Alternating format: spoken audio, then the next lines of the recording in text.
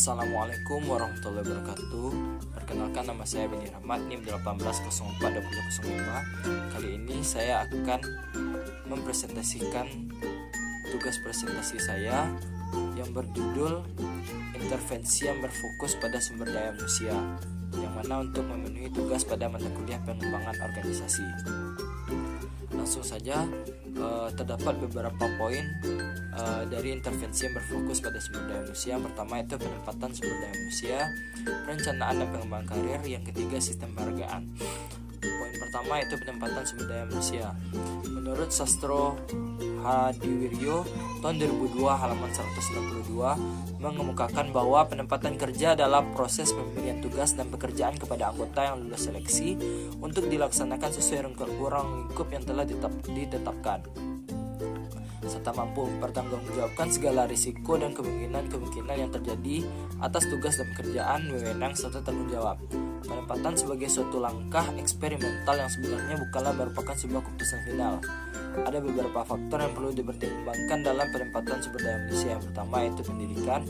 Prestasi akademis yang dimiliki tenaga kerja selama mengikuti pendidikan sebelumnya harus dipertimbangkan, khususnya dalam penempatan tenaga kerja tersebut untuk menyelesaikan tugas pekerjaan serta mengemban wewenang dan tanggung jawab. Latar belakang akademis ini dimaksudkan untuk menempatkan anggota yang tepat pada posisi yang tepat pula, the right man on the right place. Yang kedua itu usia. Faktor usia tenaga kerja yang lulus seleksi perlu dipertimbangkan dalam penempatan tenaga kerja.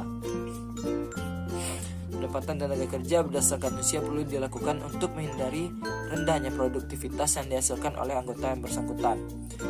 Yang ketiga, keterampilan kerja, kecakapan atau keahlian untuk melakukan suatu pekerjaan yang harus diperoleh dalam praktek. Keterampilan kerja ini dapat dikelompokkan menjadi 3 kategori, yaitu keterampilan mental seperti menganalisis data, membuat keputusan, dan lain-lain. Yang kedua, keterampilan fisik seperti membetulkan listrik, mekanik, dan lain-lain. Yang ketiga, keterampilan sosial seperti mempengaruhi orang lain, menawarkan barang atau jasa, dan lain-lain.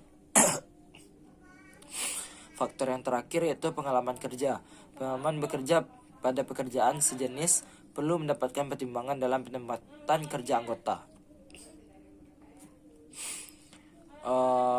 Poin kedua itu perencanaan dan pengembangan karir. Manfaat perencanaan dan pengembangan karir.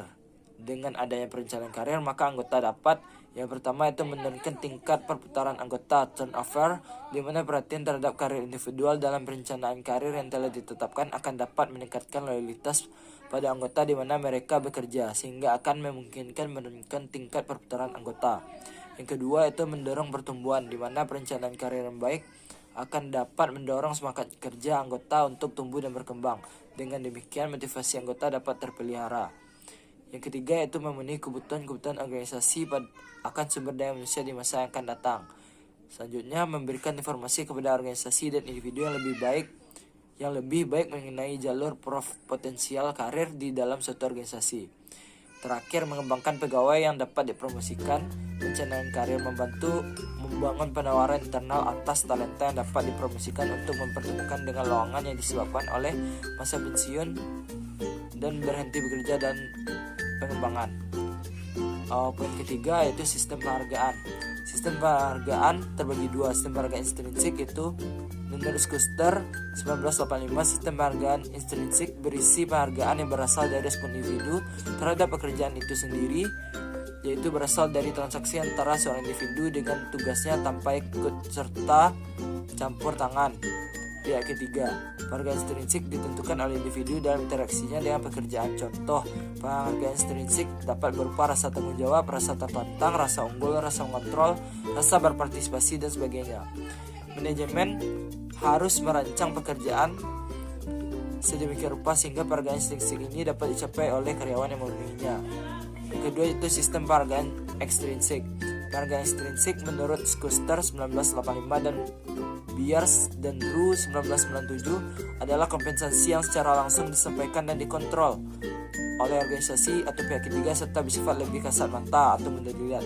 Sistem penghargaan ekstrinsik ini mengacu pada semua penghargaan di luar pekerjaan itu sendiri. Dengan demikian, sistem penghargaan ekstrinsik mencakup baik penghargaan finansial maupun non-finansial diberikan oleh organisasi dalam usahanya untuk merespon kinerja karyawan baik secara kualitas maupun kuantitas. Sekian presentasi dari saya. Apabila ada kekurangan mohon dimaafkan. Wabillahi taufiq wal hidayah. Assalamualaikum warahmatullahi wabarakatuh.